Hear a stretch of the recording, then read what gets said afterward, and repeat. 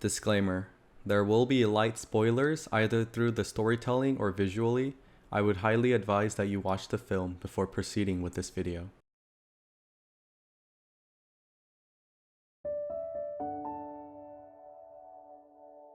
Have you ever watched a film that has left you in an emotional and mental slump for hours upon end because of how deeply it affected you? Has there been a time where you couldn't get the film out of your head, whether it be for the following minutes, hours, days, or even months? Whether you've experienced this kind of feeling or not, I'm sure there are many people out there who have felt something similar. Storytelling is powerful, and providing visuals to accommodate for the story is even more potent. Maquia, When the Promised Flower Blooms, was exactly that for me.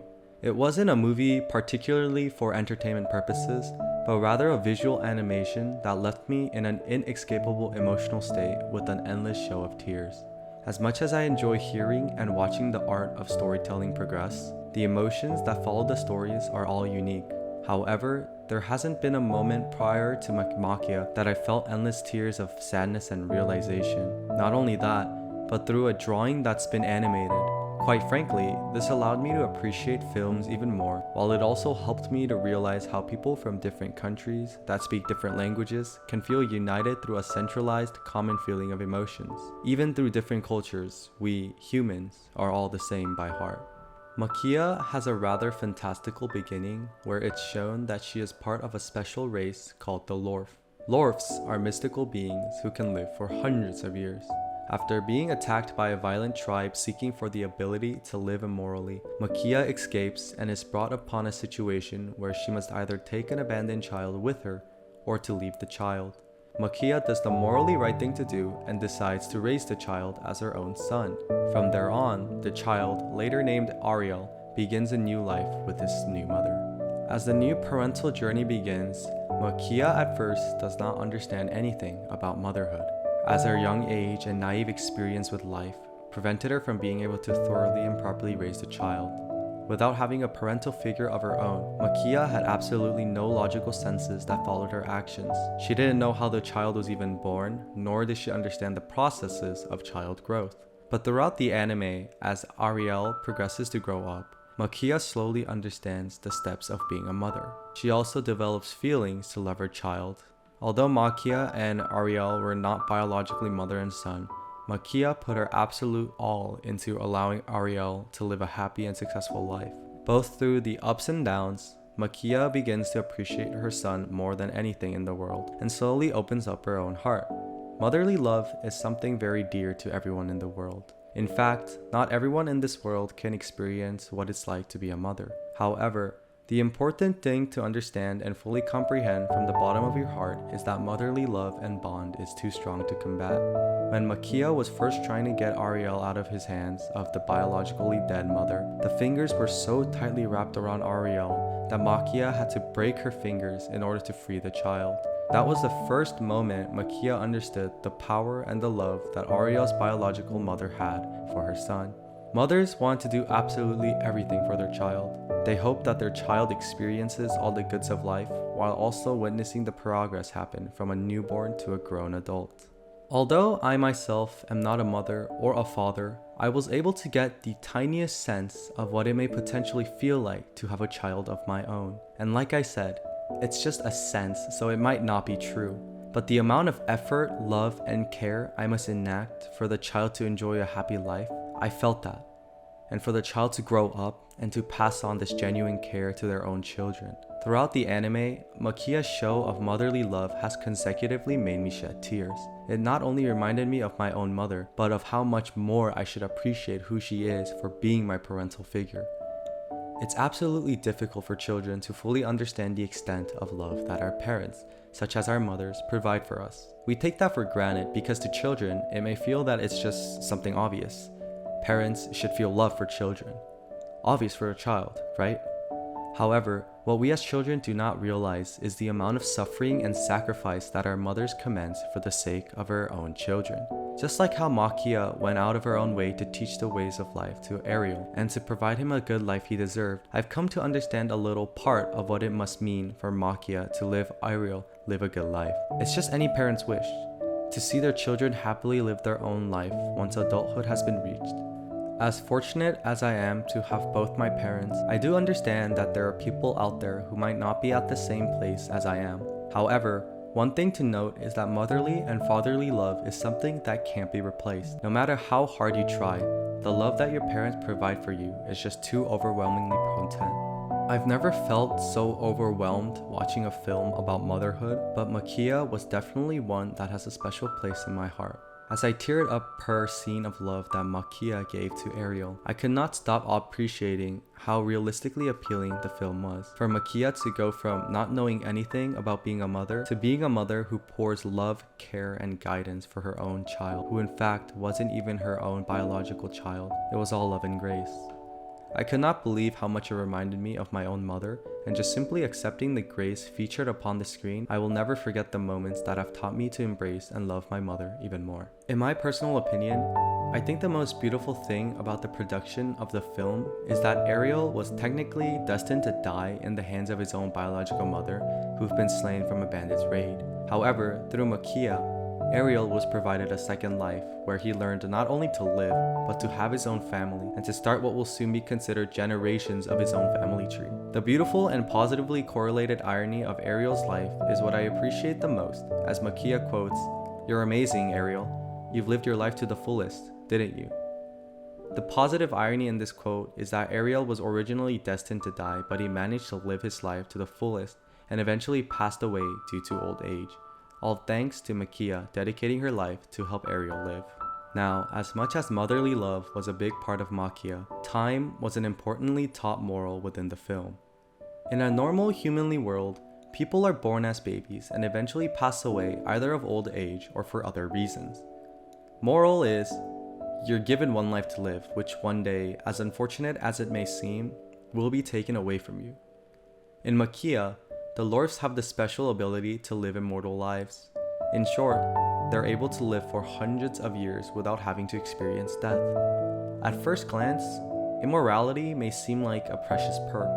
I mean, you wouldn't have to experience death after a certain number of years, although it's true that you may be able to live for hundreds of years without having to experience death yourself. For the people around you who aren't considered Lorfs, they will go through the natural process of death as humans. This means that the people that you once loved and absolutely cared for will slowly pass away when the day comes. The most cruel part about this is that you will lose more and more connections as years go on. In fact, when people around you begin to age and you don't, as a Lorf, it's difficult as the strength per aged body is different. Maquia conveys the message about the cruelty of immorality through the mother and son bond.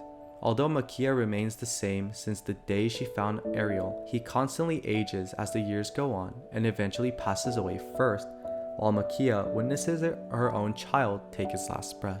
As beautiful as time can be, it is also very cruel. Nothing in life can be forever, as precious things we love get taken away as time is carried on. The moral is that you must appreciate every little thing around you. Even if you do, start to realize and find more things to appreciate. When you fail to do so, only later when you lose them will you realize how important and meaningful it was to you. Speaking from personal experience, although I knew people would disperse after high school was over, I only realized more and more about how much I appreciated those people and those friends around me when they started to part further and further away.